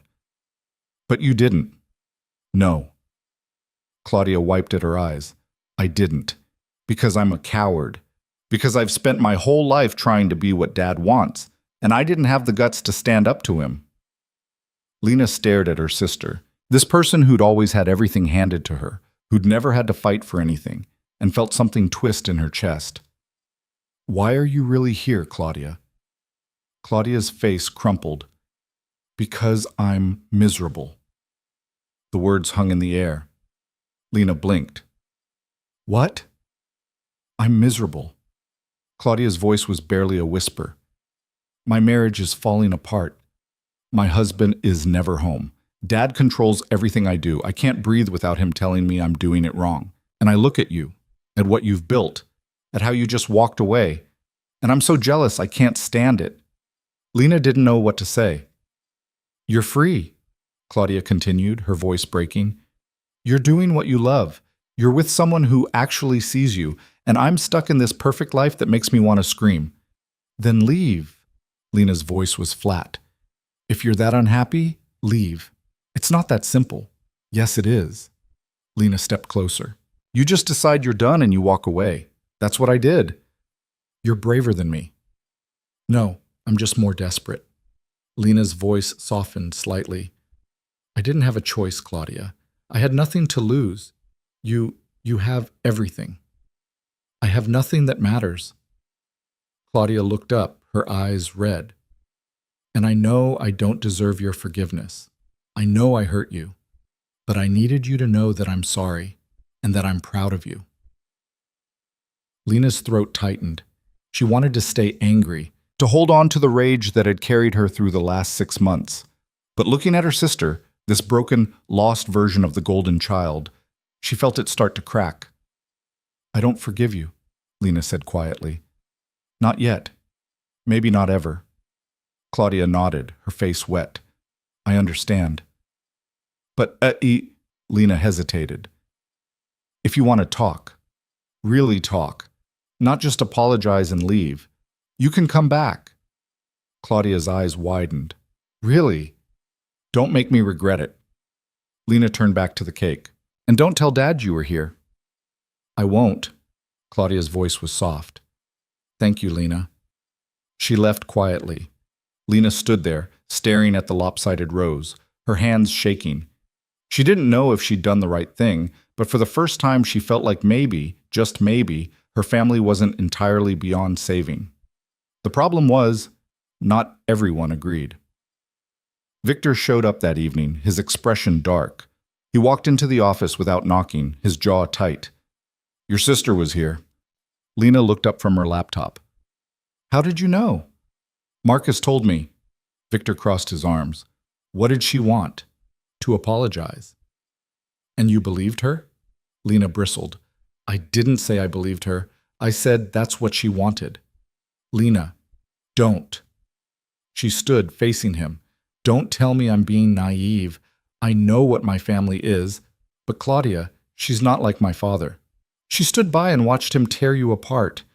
I know that. Lena's voice rose. I was there, remember? But she came here by herself and she looked like she was falling apart. And maybe I'm stupid for caring, but I do. Victor's expression didn't change. She's going to hurt you again. Maybe. Lena stepped closer. But that's my choice to make, not yours. They stared at each other, tension crackling in the air. I'm trying to protect you, Victor said finally, his voice low. I know. Lena's voice softened. But you can't protect me from everything. And you can't make decisions for me. Victor's jaw worked. Then he exhaled slowly, his shoulders dropping. You're right. Lena blinked. What? You're right. He ran a hand through his hair. I'm being controlling. I don't trust them. Any of them. Neither do I. Lena reached out, taking his hand. But I need to figure this out on my own terms. Okay? Victor looked down at their joined hands, then back at her face. Okay. Thank you. He pulled her closer, his arms wrapping around her. Lena leaned into him, breathing in the scent of his cologne, feeling the steady beat of his heart. I'm not good at this, Victor said quietly. Letting people make their own mistakes. Neither am I. Lena pulled back slightly, looking up at him. But we'll figure it out. His smile was small, almost sad. You have more faith in me than I deserve. Probably. She rose on her toes, kissing him softly. But you're stuck with me now. Oh. Victor's arms tightened around her. I can live with that. 2 weeks later, Lena got a call from a name she didn't recognize. Miss Hartwell, this is Gregory Brennan. I'm calling on behalf of the National Culinary Foundation. We'd like to invite you to compete in our annual competition. Lena nearly dropped the phone. I'm sorry, what? The National Culinary Foundation competition. It's a week-long event where chefs and bakers from across the country compete for a grand prize of $250,000 and a feature in Culinary Excellence magazine. Lena sat down hard. You want me to compete? We were very impressed with your profile in Metropolitan Living. Your work is exactly the kind of innovative, passionate approach we're looking for. Gregory's voice was warm. The competition is in 3 months. Are you interested? Was she interested in $250,000 and national exposure? Yes, Lena said, her voice shaking. Absolutely yes. Wonderful. I'll send you the details. We're looking forward to seeing what you can do. When Lena hung up, her hands were trembling so badly she could barely hold the phone. Maya found her 5 minutes later sitting on the floor of the office, laughing and crying at the same time. Lena, what happened? I got invited to compete in the NCF competition. Maya's eyes went wide. The NCF? That's huge. I know. Lena wiped at her eyes. I know. You're going to win. I don't know about that. I do. Maya grinned. You're the best baker I've ever seen. You're going to destroy them. Lena wanted to believe her, but the fear was already creeping in. Fear of failing, of proving her father right, of losing everything she'd built. She called Victor. I'm competing in the NCF, she said as soon as he picked up. There was a pause. Then, that's incredible. I'm terrified. You should be. His voice was matter-of-fact. It's a national competition. The pressure's going to be insane. That's not helping. Victor laughed. You don't need help. You need to remember who you are. You walked away from everything and built a business from nothing. You survived your family trying to destroy you. You can handle a baking competition. Lena closed her eyes. What if I fail? Then you fail. His voice was gentle. And you get back up and try again. That's what you do. I don't want to lose. No one does. But you're not going to. Victor's certainty was absolute, because you're too stubborn to quit. Lena laughed despite herself. Is that supposed to be a compliment? It's the truth. She could hear the smile in his voice. Now stop panicking and start planning. You've got 3 months. He was right. Lena threw herself into preparation, testing recipes, perfecting techniques, pushing herself harder than she ever had. She worked 16-hour days, barely sleeping, barely eating. Her entire focus narrowed to one goal. Win. Maya helped, running errands, testing recipes, keeping the shop running while Lena obsessed over every detail. Marcus and Dimitri stood guard, silent and watchful. And Victor showed up every night, bringing food she forgot to eat, reminding her to sleep, anchoring her when the panic threatened to pull her under. You're going to burn out, he said one night, finding her in the kitchen at 2 a.m. I'm fine. You're not. He took the whisk out of her hand, setting it down. When's the last time you slept? Lena tried to remember. Yesterday? Lena, I can't stop. Her voice cracked. If I stop, I'll start thinking. And if I start thinking, I'll panic. So I keep working. Victor pulled her into his arms. She collapsed against him, her body shaking with exhaustion. You're allowed to be scared, he said quietly. I know. Her voice was muffled against his chest. But I can't afford to be. Not now. Yes, you can. He pulled back, tilting her face up. You're human, Lena. You're allowed to feel things. Feelings don't win competitions. No, but they make you real. His thumb brushed across her cheek. And real is what makes your work special. Lena's eyes burned. What if I'm not good enough? You are. His voice was fierce. And even if you don't win, you're still good enough, you hear me? She nodded, not trusting herself to speak. Come on. Victor guided her toward the door. You're going to sleep, in an actual bed, for at least 8 hours. I can't. You can. His tone left no room for argument, and you will, because if you collapse from exhaustion, you can't compete at all. He drove her to his place, a penthouse apartment that overlooked the city, all glass and steel and understated wealth. Lena was too tired to be impressed. She barely registered the massive windows, the sleek furniture, the view that probably cost more than her entire shop. Victor led her to the bedroom, pulling back the covers. Sleep, he said. Lena sat on the edge of the bed, her body heavy. Will you stay? He hesitated. Lena, please. She looked up at him. I don't want to be alone. Victor's expression softened. He kicked off his shoes and climbed into bed beside her, pulling her against him. Lena closed her eyes, feeling the warmth of his body, the steady rhythm of his breathing. For the first time in weeks, she felt safe. Thank you, she whispered. Victor's arms tightened around her. Always. The weeks blurred together. Lena practiced until her hands cramped, until she could pipe roses in her sleep, until every recipe was burned into her muscle memory.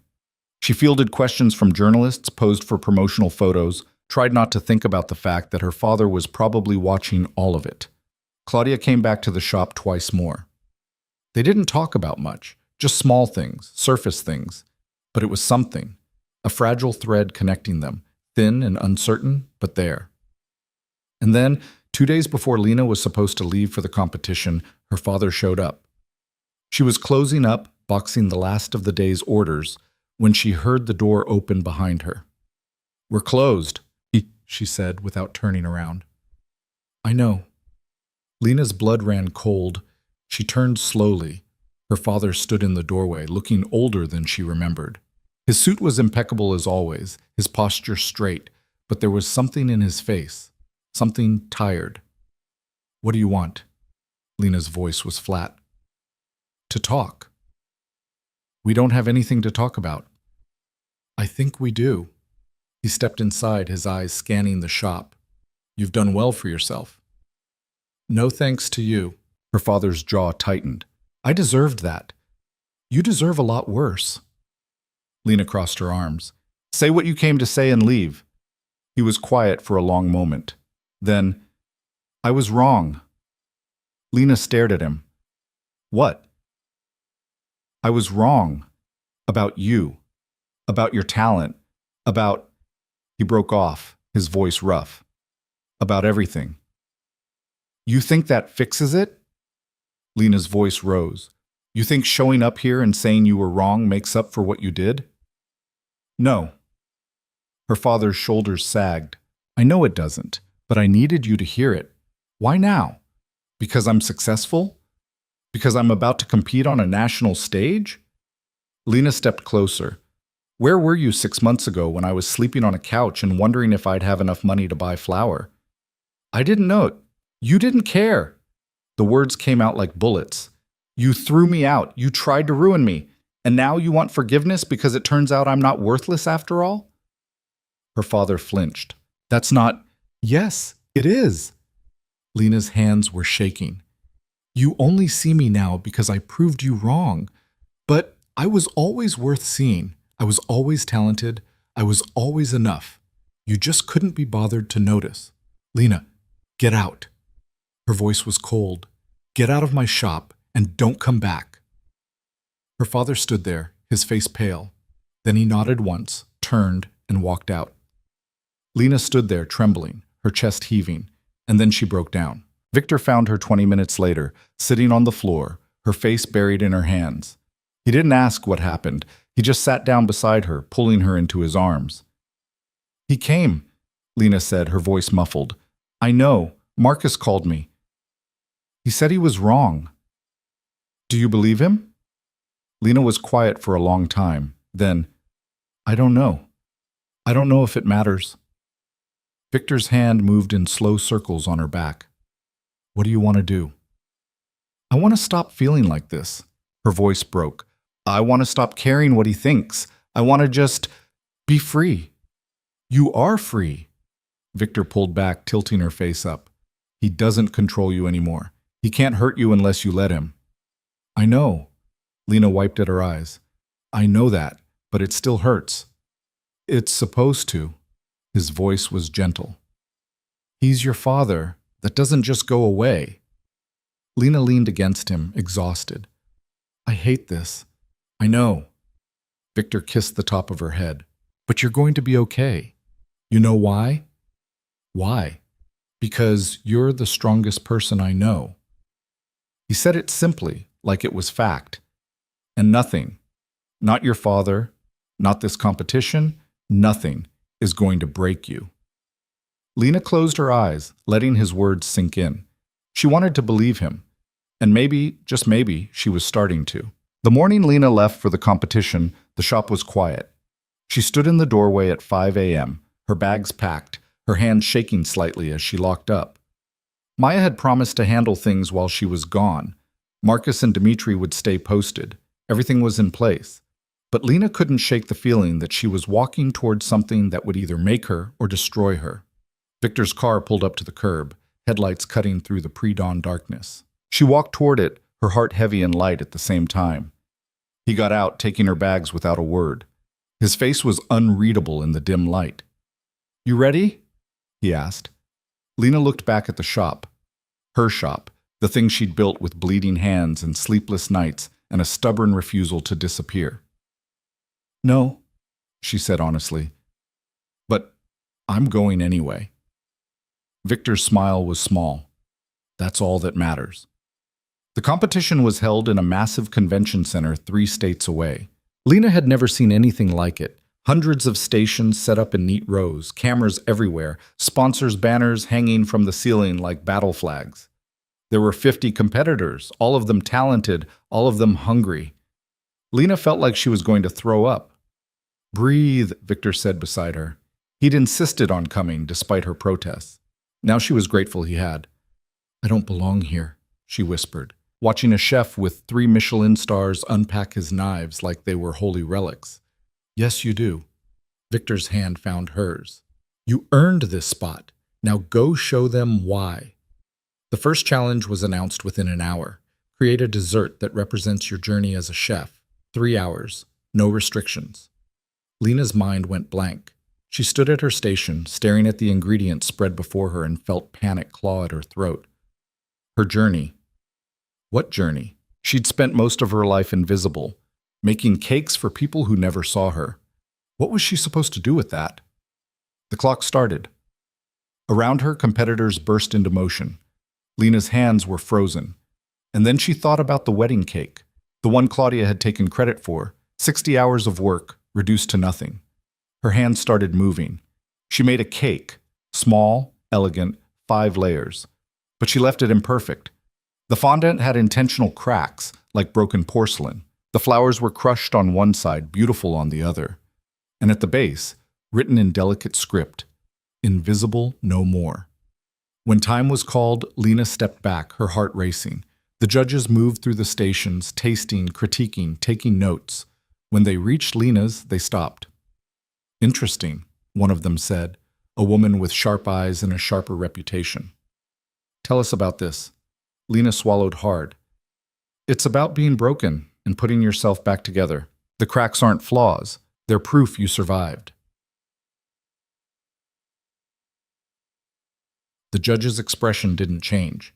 She cut into the cake, tasted it, and was silent for a long moment. "The flavor is exceptional," she said finally, "and the concept is bold. But the execution," she gestured to the crushed flowers, "this feels unfinished." Lena's stomach dropped. "It's intentional. I understand the intent, but intent doesn't always translate." The judge moved on. Lena stood there, her hands gripping the edge of the table, fighting tears. She didn't make it past the first round. The elimination was announced that evening. Lena's name was in the bottom 5. She was going home. She packed her things in a daze, barely hearing the sympathetic words from other competitors, barely registering Victor's presence beside her. "I failed," she said flatly as they walked to the car. "You didn't fail. You got eliminated. There's a difference. It feels the same." Victor stopped, turning to face her. "You stood on a national stage and told your story through your work. You put yourself out there in front of judges and cameras and competitors who've been doing this for decades. That's not failure." "I lost. You showed up." His voice was firm. "That takes more courage than winning." Lena looked at him, her eyes burning. "My father's going to hear about this. He's going to know I failed. Let him."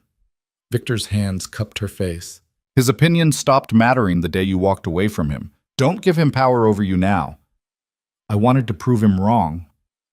"You already did. You built a business. You got invited to this competition. You've done more in 6 months than most people do in a lifetime." Victor's thumbs brushed across her cheekbones. "This doesn't erase that." Lena closed her eyes, tears spilling over. "It hurts. I know." He pulled her against him. "But you're going to survive it, just like you survived everything else." The flight home was quiet. Lena stared out the window, watching clouds drift past, her mind replaying every mistake, every moment she should have done something different. Victor didn't try to fill the silence. He just sat beside her, his presence steady. When they landed, Lena's phone exploded with messages. Some were supportive. Maya, a few regular customers, even Claudia. Others were vicious, strangers on the internet who'd watched the broadcast and decided she deserved to be torn apart. She turned off her phone. "I don't want to go back to the shop," she said as they drove through the city. "Where do you want to go?" "I don't know. Anywhere but there." Victor changed direction without question, driving them out of the city toward the coast. They didn't talk. The highway stretched ahead of them, empty and endless. They ended up at a small beach town Lena had never been to. Victor rented a room at a quiet inn overlooking the water, and they spent the next 2 days doing nothing. Walking on the beach, eating at diners where no one knew her name, sitting in silence while the ocean crashed against the shore. On the 3rd day, Lena finally spoke. "I keep thinking about what the judge said, that my intent didn't translate." They were sitting on the sand, watching the sunset paint the sky in shades of orange and pink. "She was wrong," Victor said. "Was she?" Lena drew patterns in the sand with her finger. "Maybe I was trying too hard to make a statement instead of just making good work." "Or maybe she didn't understand what you were trying to say." Victor glanced at her. "Not everyone's going to get it, Lena. That doesn't mean it wasn't worth saying." Lena was quiet for a long moment. "When I was a kid, I used to bake with my grandmother. She was the only person in my family who saw me. Really saw me. She'd let me help her in the kitchen, and she'd tell me stories about her life, and she made me feel like I mattered." Victor listened without interrupting. "She died when I was 12, and after that, I disappeared. My parents were too busy with Claudia, too focused on building the perfect family image. I learned to be invisible because it was easier than being disappointed." Lena's voice was soft. "But I never stopped baking, because when I was in the kitchen, I felt close to her again. I felt like I mattered." "You do matter," Victor said quietly. "I know that now." Lena looked at him. "But for a long time I didn't. And when I made that cake for the competition, I was trying to show people what it feels like to be invisible, to be broken. But maybe I was still too close to it. Maybe I couldn't see it clearly. Or maybe you saw it perfectly, and the judges just weren't ready for it." Victor's hand found hers. You don't have to have all the answers right now, Lena. You're allowed to not know. Lena squeezed his hand. I don't know what I'm doing. No one does. We're all just making it up as we go. She laughed despite herself. That's not comforting. It's honest. Victor smiled. And honestly, I think you're doing better than you think. They sat there as the sun dipped below the horizon, the sky darkening, stars beginning to emerge. Thank you, Lena said quietly, for not letting me fall apart alone. Victor pulled her closer. You're not alone. Not anymore. When they got back to the city, Lena walked into her shop expecting it to feel different, smaller, maybe, less important after the competition. But it didn't. It felt like home. Maya practically tackled her when she walked through the door. You're back. How was it? Tell me everything. Lena laughed, the sound surprising her. It was terrible and amazing, and I got eliminated in the first round. Maya's face fell. Oh, Lena, it's okay. And the strange thing was, it actually felt okay. I tried. I put myself out there, and it didn't work out, but I learned something. What? Lena looked around the shop, at the cases full of her work, at the chalkboard menu, at the space she'd built from nothing. That this is enough. That I don't need a national title to prove I'm good at what I do. I just need to keep showing up. Maya hugged her tight. I'm proud of you. Thanks. Lena pulled back, wiping at her eyes. Now catch me up. What did I miss? The shop had done well in her absence. Maya had handled the orders, kept the customers happy, even landed a new contract with a local coffee chain. Lena threw herself back into work, grateful for the rhythm of it, the familiar motions that required no thought. But something had shifted in her. The desperation was gone. The need to prove herself to people who didn't matter had faded. She was just making things, good things, things that made people happy. And that felt like enough. 2 weeks after the competition, her father called again. This time, Lena answered. What do you want? Her voice was calm, detached. I watched the competition. Her father's voice was rough. I saw what you made. Lena waited. The judge was wrong, he said. Your cake was the best thing there. Lena's throat tightened. You think so? I know so. He paused. I know I've said this before, but I need you to hear it again. I was wrong about you, about everything. You were never invisible, Lena. I just wasn't looking. That's a nice thing to say. Lena's voice was steady, but it doesn't change what happened. I know. Her father sounded tired. I'm not asking for forgiveness. I don't deserve it. I'm trying to tell you that I see you now, and I'm sorry it took me this long. But Lena closed her eyes. I don't know what you want me to say. You don't have to say anything. He exhaled slowly. I just wanted you to know. They sat in silence for a moment. I have a question, Lena said finally. Anything. If I hadn't become successful, if the shop had failed, if I'd never gotten any recognition, would you still be calling? Her father was quiet for a long time. I don't know, he said finally. And that's probably the most honest answer I can give you. Lena felt something settle in her chest. Not forgiveness exactly, but understanding. Thank you for that. For what? For not lying. Lena opened her eyes. I spent my whole life wanting you to see me.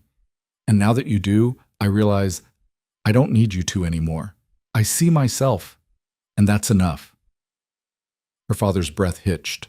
Lena, I'm not saying I'll never forgive you, but I'm also not saying I will. What I'm saying is, I'm done waiting for your approval. I'm done letting your opinion define my worth. Her voice was calm, certain. I love what I do. I love the life I've built, and whether you're proud of me or not doesn't change that. There was a long silence. I understand, her father said quietly. And for what it's worth, I am proud of you. I believe you. Lena's voice softened. But I'm proud of me too, and that's what matters. She hung up, and for the first time in her life, she felt free. Claudia came by the shop the next day. She looked better than she had the last time Lena saw her. Less frail, more present. There was something different in her eyes. something like hope. I left him, she said without preamble. Lena looked up from the cake she was decorating. Your husband? Claudia nodded. I moved out last week.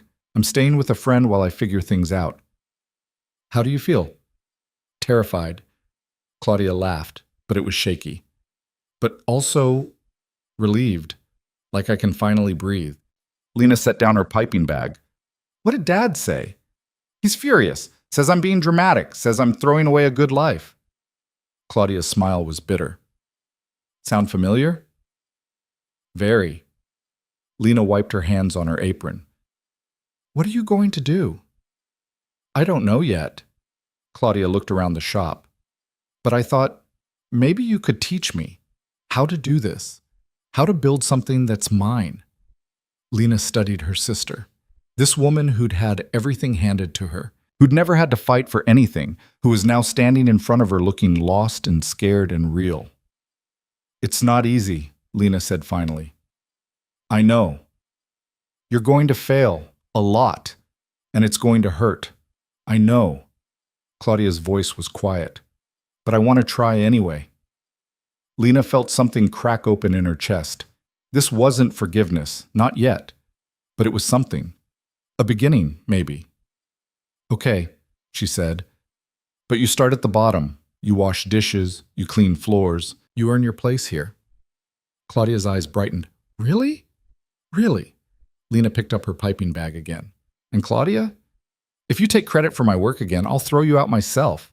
Claudia laughed, a real laugh, surprised and genuine. Deal.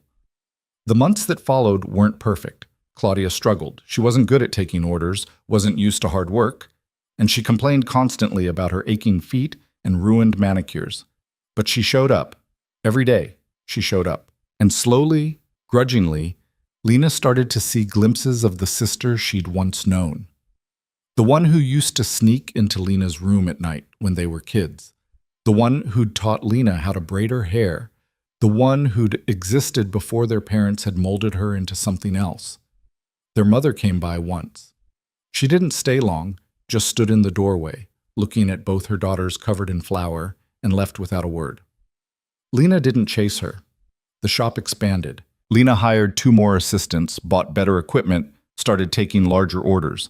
She was featured in 3 more magazines. A cookbook publisher reached out. She said yes. And through it all, Victor was there. Not hovering, not controlling, just there. A steady presence in the chaos. A reminder that she wasn't alone.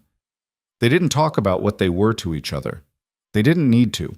It was understood in the way he showed up at the shop at closing time, in the way she kept a drawer for him at her apartment, the one she'd finally rented after Victor had physically refused to let her sleep at the shop anymore. You're good for me, Lena said one night. They were in her kitchen, cooking dinner together. Victor was terrible at cooking, and watching him struggle with an onion was oddly endearing.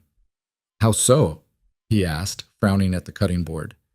You make me feel like I'm allowed to just exist without having to prove anything. Victor looked up, his expression soft. You've always been allowed to exist, Lena. Some people just made you forget that. I know. She stepped closer, taking the knife from him before he hurt himself. But you reminded me. He pulled her against him, ignoring the onion, ignoring everything but her. You reminded yourself, I just didn't let you quit.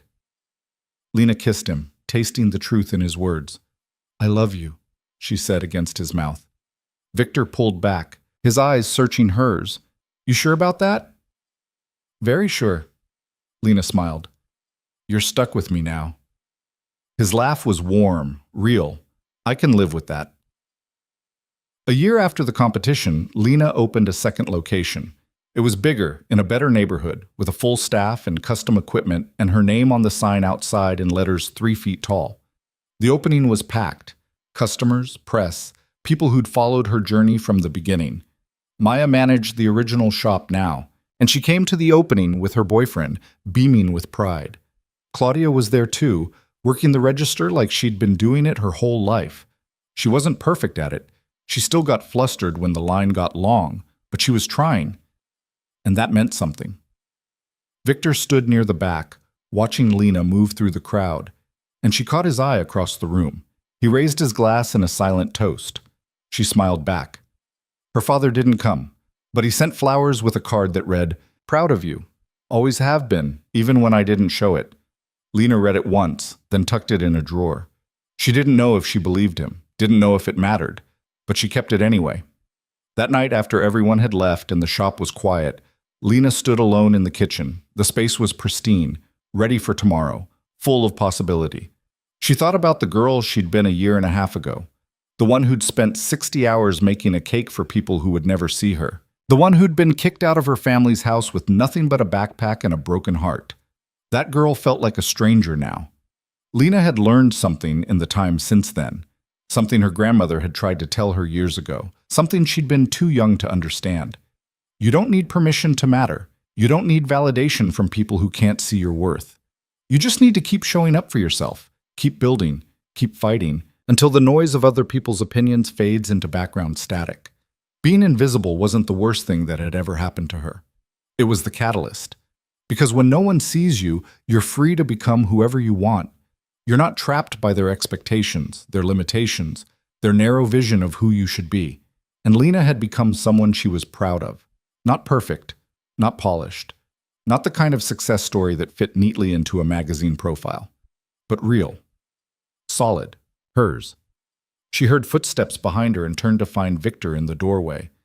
"Thought I'd find you here," he said. "Just thinking."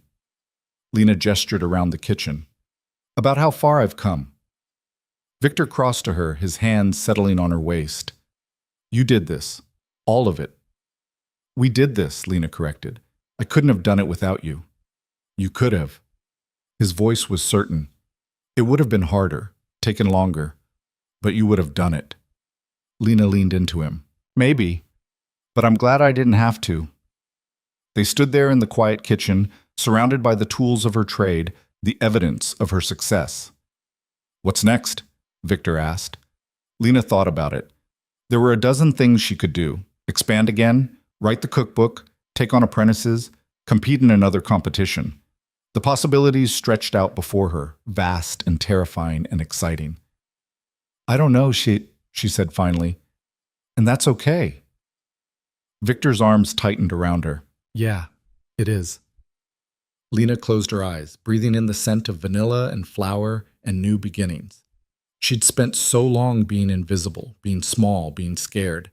And now she was none of those things. She was Lena Hartwell, baker, business owner, survivor, and she was exactly where she was supposed to be. The shop opened the next morning to a line around the block. Lena worked alongside Claudia and her team, her hands moving with practiced ease, creating beauty from simple ingredients. A young woman came in mid-morning, looking nervous. "Can I help you?" Lena asked. The woman hesitated. I read about you, about how you started, and I wanted to meet you." Lena smiled. "What's your name?" "Amy." The woman twisted her hands together. "I want to start my own business, but my family thinks I'm crazy. They say I should get a real job, that I'm wasting my time." Lena's chest tightened with recognition. She knew that story. She'd lived it. "Can I tell you something?" Lena said, leaning against the counter. Amy nodded. "They're going to tell you you're wrong. They're going to tell you you're not good enough, that you'll fail, that you should give up and do what they think is safe." Lena's voice was steady. "And you have to decide if you're going to listen to them or to yourself." "What if they're right?" Amy's voice was small. "What if they're not?" Lena countered. "What if you have something amazing inside you, and the only thing stopping you is fear? You really want to spend your life wondering what could have been?" Amy's eyes filled with tears. "No." "Then don't." Lena reached across the counter, squeezing the woman's hand. "Build your business, make your art, chase your dream, and when people tell you you can't, prove them wrong." Amy nodded, wiping at her eyes. "Thank you." "Thank you," Lena said, "for reminding me why I do this." Amy left, and Lena turned back to her work, feeling something warm settle in her chest. This was why it mattered, not the magazine covers or the money or the validation, but this, the chance to tell someone else that they weren't crazy, that their dreams were worth fighting for, that being invisible didn't mean being worthless. That night, Victor took her to dinner at the restaurant where they'd had their first real conversation. The same private room, the same candles, but everything else was different. "I have something for you," he said after they'd ordered. Lena raised an eyebrow. "What?" He pulled out an envelope, sliding it across the table. She opened it. Inside was a check, her portion of the profits from the business. The amount made her stomach drop. "Victor, this is yours." He leaned back. "Fair split, like we agreed. You've earned every penny." Lena stared at the check, her throat tight. "I can't believe this is real." "It's real." Victor's smile was soft. "You did it, Lena. You built something that matters." She looked up at him, this man who'd believed in her when no one else did, who'd stood beside her through every failure and every success. "I couldn't have done it without you," she said. "Yes, you could have." Victor reached across the table, taking her hand. "But I'm glad you didn't have to." Lena stood, moving around the table to sit beside him. She kissed him, pouring everything she couldn't say into it, gratitude and love and the bone-deep certainty that this was where she belonged. "Marry me," Victor said when they pulled apart. Lena blinked. "What?" "Marry me." He said it like it was simple, like it was obvious. "I know it's fast, I know we're complicated, but I don't care. I want you in my life, permanently." Lena's heart was racing. "Victor, you don't have to answer now." His hand cupped her face. "Just think about it." She didn't need to think about it. "Yes," she said. His eyes widened. "Yes?" "Yes." Lena laughed, feeling lighter than she had in years. "I'll marry you." Victor kissed her again, harder this time, and Lena felt the last piece of herself click into place. She'd spent her whole life looking for validation from people who couldn't see her worth. And now, finally, she understood. She didn't need their approval. She didn't need their acceptance. She just needed herself. And the people who chose to see her for who she really was. 6 months later, Lena stood in front of a mirror, adjusting her wedding dress. It was simple, elegant, nothing like Claudia's elaborate gown. But it was hers, chosen by her, paid for by her, worn for a marriage that was hers to build. Claudia knocked on the door, peeking in. "You ready?" Lena turned, looking at her sister. They weren't perfect. They still fought, still had moments where the old wounds opened up, but they were trying, and that was enough. "Yeah," Lena said, "I'm ready." The ceremony was small, just close friends, Maya and her boyfriend, Marcus and Dimitri standing awkwardly in suits, a handful of people who'd supported Lena through the hardest year of her life. Her father sat in the back. Lena had invited him, not because she'd forgiven him, but because she'd decided he didn't have power over her anymore. He was just a man, flawed and human and no longer capable of making her feel small. Her mother didn't come. Lena had expected that. When it was time, Lena walked down the aisle alone, no one to give her away, because she belonged to herself. Victor waited at the end, his eyes locked on hers, his expression open and real. She'd never felt more seen in her life. The vows were simple, promises to show up, to be honest, to build something together that was stronger than either of them alone. And when Victor kissed her, Lena felt the weight of her past finally lift. She wasn't invisible anymore. She was exactly who she was meant to be. The reception was held at her second shop, the space transformed with flowers and lights, and a cake Lena had made herself, a 5-tier masterpiece that she'd poured her heart into. This time, when people admired it, they knew exactly who'd made it. "Speech!" someone called out. Lena stood, her heart pounding. Victor squeezed her hand. She looked around the room at the faces watching her, people who'd supported her, believed in her, seen her when she couldn't see herself. "I'm not good at speeches," she began, her voice shaking slightly. "But I want to say something." The room quieted. "A year and a half ago, I was invisible. I worked for free for people who never saw me. I made things for a family that took credit for my effort. I lived my life trying to be small enough that no one would notice when I disappeared." Lena's voice grew stronger. "And then I decided I was done being invisible." She looked at Victor, at Claudia, at Maya. "It wasn't easy. I failed more times than I can count. I was terrified every single day, but I kept showing up. And slowly, I built something that was mine. Not because someone gave me permission, not because I was good enough in someone else's eyes, but because I decided I was worth the effort. Lena's eyes found her father in the crowd. He was watching her, his expression unreadable. I learned that you don't need other people to validate your worth. You just need to show up for yourself. Keep building, keep fighting, keep becoming who you're meant to be, even when the world tells you you're not enough. Her voice softened. Because you are enough. You always have been.